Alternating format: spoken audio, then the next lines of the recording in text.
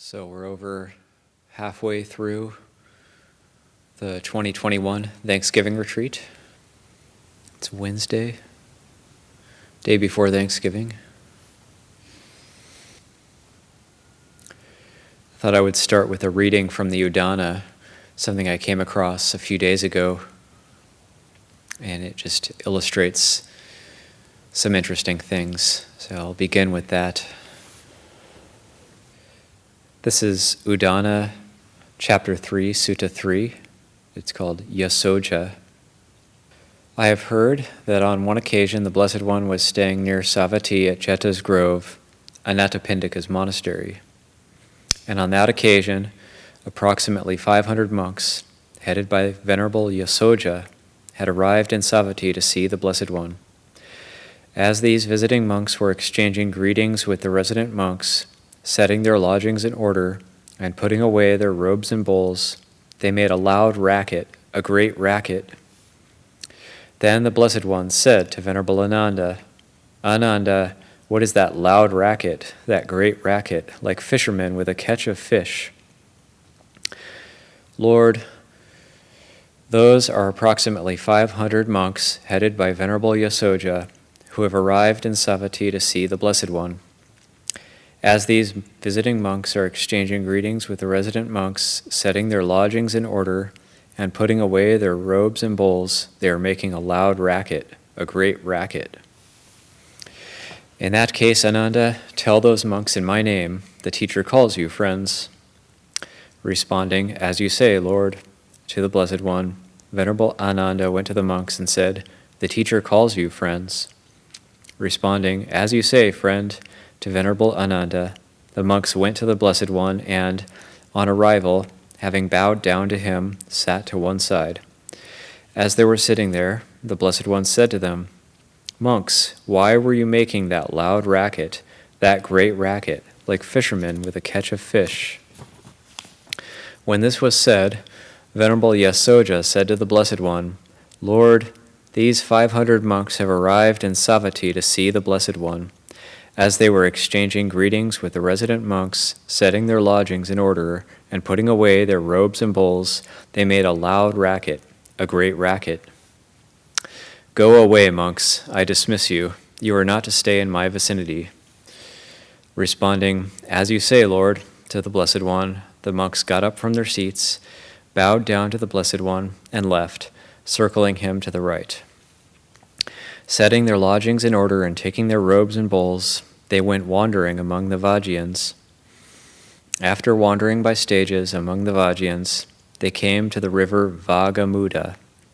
There on the bank of the river Vāgamuda, they made leaf huts and entered the rains retreat. Then Venerable Yasoja addressed the monks as they entered the rains retreat. "Friends, the Blessed One dismissed us, wishing for our benefit, seeking our well-being, being sympathetic, and acting out of sympathy.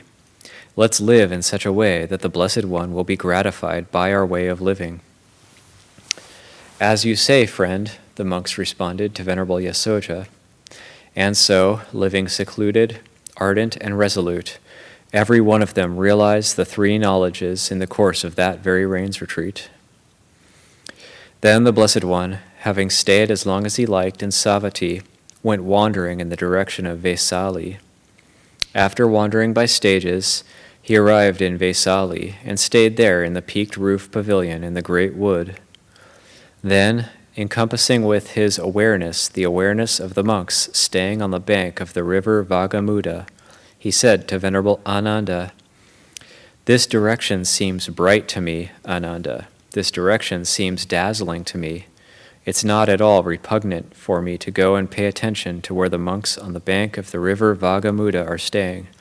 Send a messenger into their presence to say, 'The teacher calls you, friends. The teacher wants to see you.'"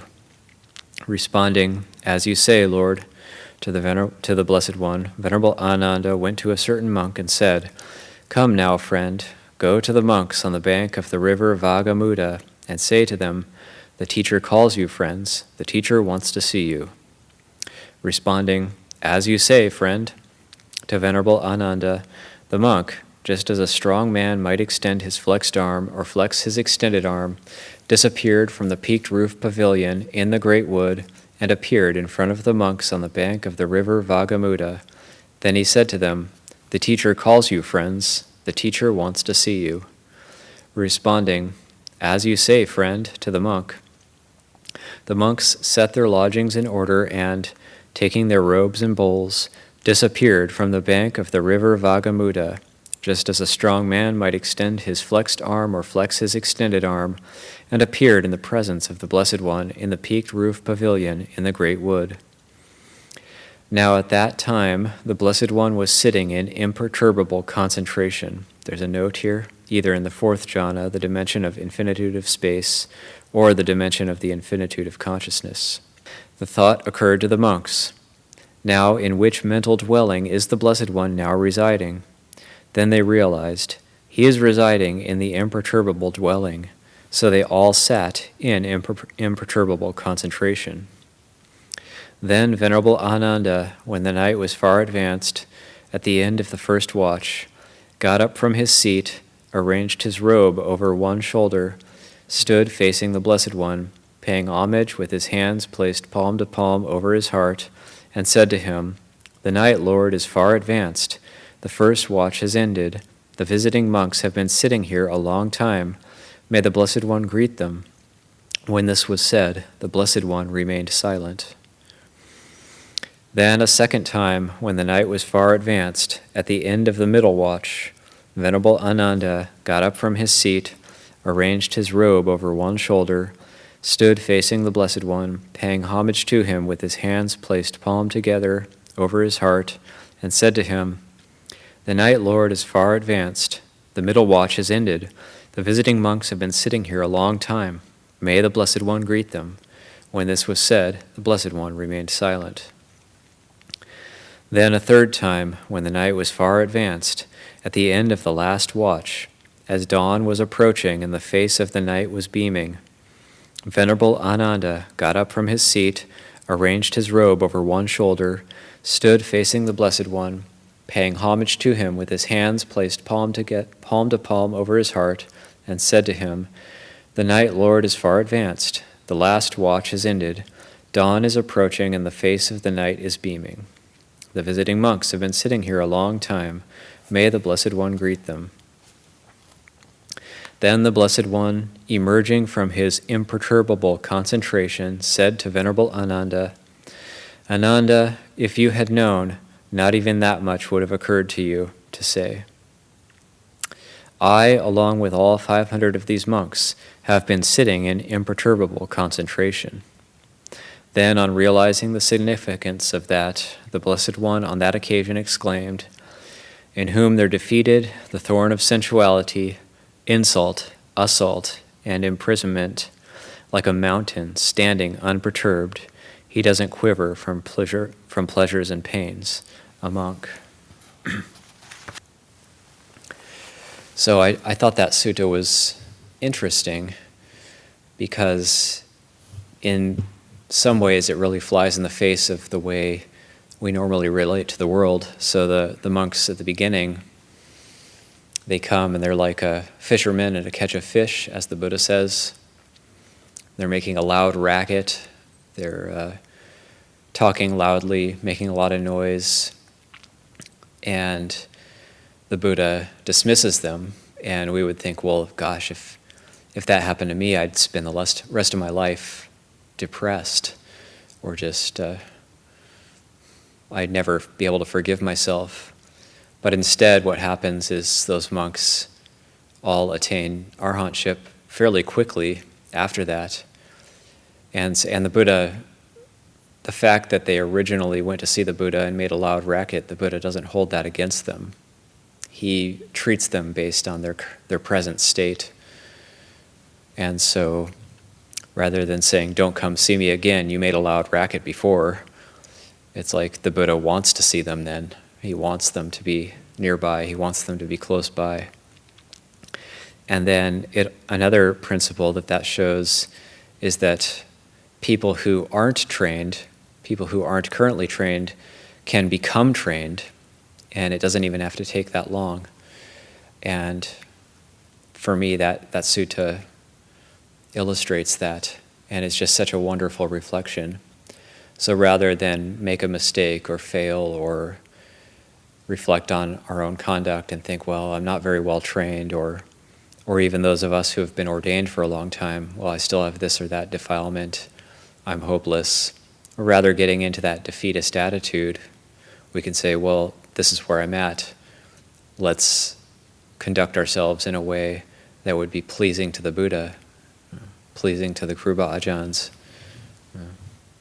This also, just talking about this reminds me that His Holiness the Dalai Lama in one teaching said that one of the biggest dangers is falling into a defeatist attitude. One of the biggest obstacles to practice is falling into a defeatist attitude. I can't do it, I'm not good enough, I don't have enough parami. But rather, okay, well, this is where I'm at, this is what my strengths are, this is what my weaknesses are. Let's work from that, let's work with that, let's go from there. So this is what those monks exemplify, is the power of a quality we call hiriotapa. Hiriotapa is usually translated as shame and fear of wrongdoing, although that kind of a translation might not be so helpful for all of us, but it's more like conscience, a sense of conscience, and a sense of sobriety, perhaps, as well. Conscience, sobriety, a very measured, balanced way of seeing things, an acknowledgement of the results of action, the results of kamma. And these monks, the followers of Venerable Yasoja, based on that hiriotapa, well, the Buddha wasn't happy with the way we were conducting ourselves. Let's reform ourselves, let's put effort into the practice. And based on that hiriotapa, the result is the greatest result possible in that particular case, even to the point where they surpassed Venerable Ananda in his practice. Of course, Venerable Ananda later, there's a good story about him as well, in that he didn't progress as fast as he could in his practice because he was so busy with his duties, looking after the Buddha and receiving lay people, looking after requisites, stores in the different monasteries, wherever the Buddha was staying at any given time. And later on, he was criticized by Venerable Mahakassapa for not putting enough effort into his meditation practice. And then the Buddha actually said, don't say that, Mahakassapa. Ananda has great merit. And then this is the famous teaching of punya. Ananda has great punya, and do not belittle punya, do not belittle that fundamental goodness. That's a synonym for happiness. Punya, or in Thai, boon. Punya or boon is the same as sukha, as happiness. So the suttas always have this flavor of something can be done in the moment based on where we're at. And of course, later on, after the Buddha's passing away and just before the first council, you have Venerable Ananda attaining arhatship. And so he does eventually finish his practice, but it was much later. He was in his 80s when that occurred. Sometimes people gain realization slowly, sometimes people gain realization quickly, sometimes people are slow to have a mind that is settled and at ease. Sometimes it happens quickly for people. Everybody's different. But as long as we keep going, keep practicing, we just don't give up, then we're moving in the right direction. If we're keeping the precepts, if we're putting effort into the Noble Eightfold Path, then we're moving in the right direction. So in terms of a guided meditation that we can do for ourselves, we can take some of these thoughts, some of these recollections, and cultivate a sense of metta for oneself, in this case in terms of forgiveness for oneself.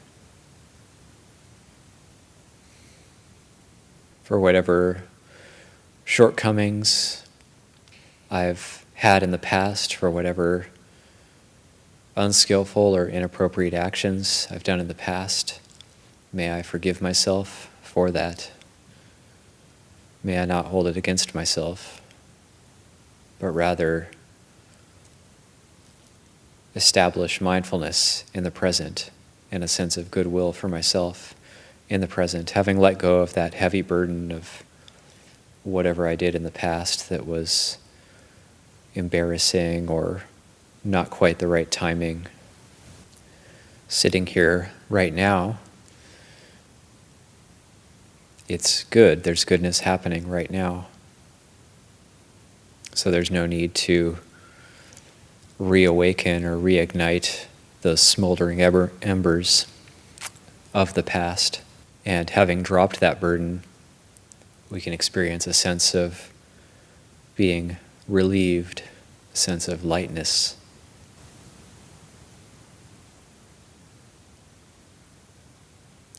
And experiencing lightness, we can establish mindfulness. Mindfulness on the breathing process, and then using the breath to nourish the body, ultimately to nourish the mind, the heart as well.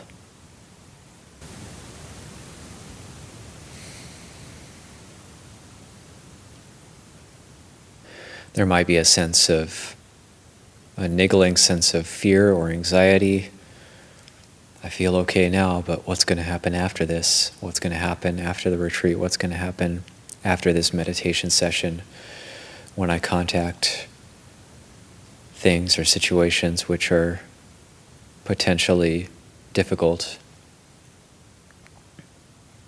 So just using the breath to cut through that, even if it's subtle, that sense of fear and anxiety, come back to just emptiness in the present.